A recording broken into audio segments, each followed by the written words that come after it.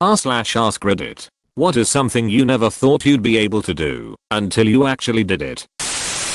So I worked in retail as a teen, and now as an adult, I work in management at a transportation company. I was always the type to try to please the customer, best values first, always polite, blah blah blah. Now, if a customer gets all the way to me with a problem, it means that nobody beneath me could help them, and I'm usually the only human being that can fix it. Lot of times, people are irate, demanding I be fired, the driver be fired, I'm a stupid, yada yada. I realize that now, I don't have a boss watching over me during these interactions, so now I broke my last morals and speak to them plainly when they get that way. I say something like I'm not customer service, I'm the person who can actually fix your issue. You can call me a bitch or demand I be fired, or you can let me help you. I can see where your package is. I can have a driver stop by within the hour to help fix this. If you just want to vent at me, fine. I'm happy to listen. If you want to solve this, then I'm going to need you to meet me halfway and listen to what we need to do next. Of course I don't take an angry tone, I just keep it neutral and calm. It's like effing magic. Holy crap. Takes the wind out of their sails 100-0 in one little canned speech. By the end of the call, we fix the issue and they're in a much better mood. Crap. I've had a few apologize for their behavior, and they don't send in a complaint again. Old me would have been horrified, but now I can't imagine being fake nice and pandering ever again. I have a great relationship with our regular customers. It doesn't work for every person on the other end, but for 99% of the population, they just want to feel like there's someone on their side. It feels like a drug high telling a person that no, you can't talk to me that way. Apparently my predecessor used to take screaming people, tell them she wasn't going to deal with that, and was putting them on hold for 5 minutes. When she was back, they could talk. If they were still screaming, she'd ask if they needed a few more minutes to collect themselves. Teach. When I first stood at the front of the class and saw the first little 6-year-olds walk in, I froze for a minute and my brain went, oh shit, what have I gotten myself into? Nearly a year later, and the kids all trust me. They've all made great progress. When one of them is upset they ask for me, not my TAR or LSA or their previous teacher. Despite cover they're all doing pretty well, and I feel like whilst I'm not the best I could be yet I'm making a difference in their lives.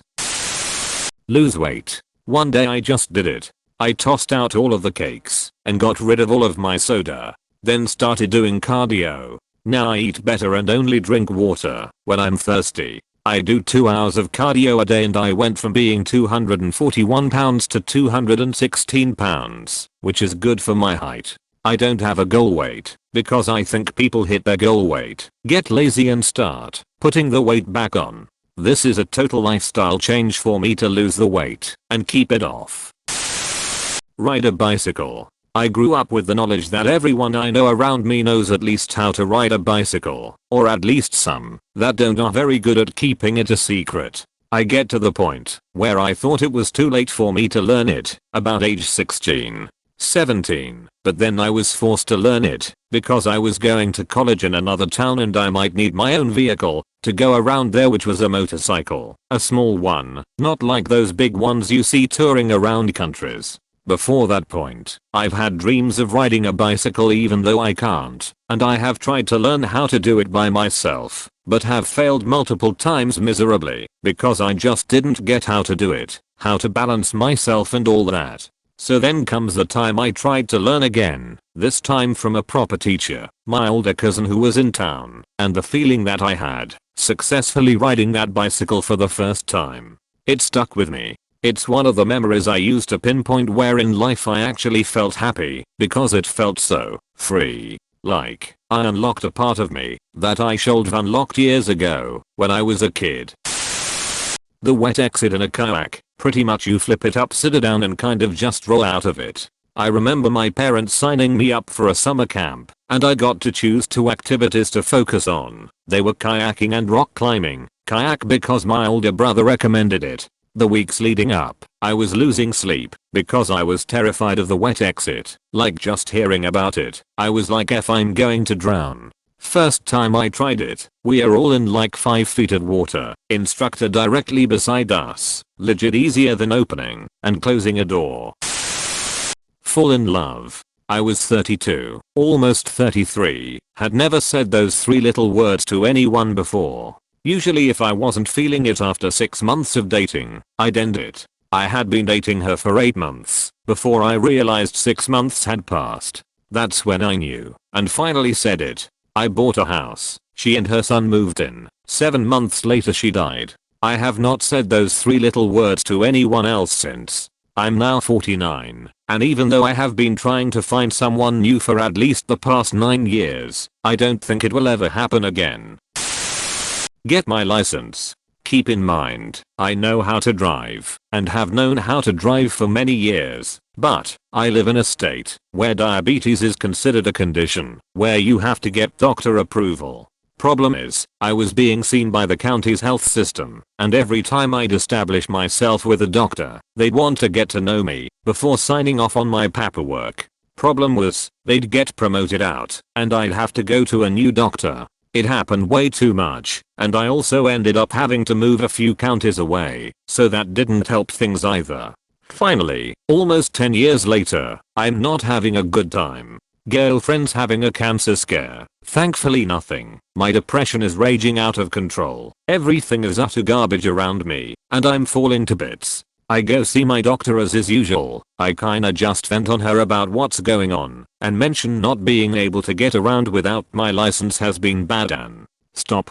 I think I know you well enough, and I've looked at your records enough. You're going to march over to the DMV, and you're going to apply for your license. If they tell you no, you're going to ask why. If they need me to vouch for you, I will absolutely say whatever they want to hear to give it to you. It's the least I can do to ease your burden. And damn if she didn't deliver.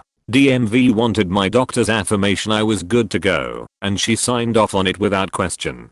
Got a notice in the mail a couple weeks later that the medical block on my driver's record was erased, and I was clear to go. I legitimately still thought I was dreaming when I actually did the drive test. And when I got the actual license card in the mail, that entire year sucked, but that victory I've been hammering away at for 10 years. It completely redeemed the out of that year for me. Play the guitar. I tried and gave up like 5 or 6 times, never making it more than a week. I just thought this is too hard, and I can't do it. Maybe I'll try again later. Finally when I was about 12 my dad got a Fender Telecaster from a friend and I started playing it again, but I told myself this is the last time I will try this thing. No more second tries. Eventually I figured it out. Been playing about 12 years now. I'm no virtuoso and I can't shred. I barely know theory, but I can play most chords, and I can fingerpick, and I'm learning to flat pick very slowly and it still brings me joy to this day. I got straight A's for the first time in my life, so I could go to my favorite band's concert on my dad's birthday, which was also on a Sunday after a school night. I worked my ass off, and it was hell. The report card for the second quarter didn't come out until after the concert, but my dad got the tickets anyways, and it was so much fun, as he enjoys them as well. When the report card came in, it said I got straight A's, Noah, S, and I was so unbelievably happy. Unfortunately I've never gotten straight A's since, but I was extremely proud of myself. Jump off the stratosphere in Vegas by myself. It wasn't even a few years prior that I couldn't walk into a Walmart or grocery store without having a full-blown panic attack due to depression and a cripplingly severe anxiety disorder. I almost flunked a grade in high school for missing too many days and I haven't been in a restaurant in over a decade for longer than it takes to order and get the food for takeout. I got on a plane, went to a different state, got a hotel, went to see Chris Angel's show, went to other attractions, and jumped off the stratosphere doing the sky jump. I'm very proud of how far I've come.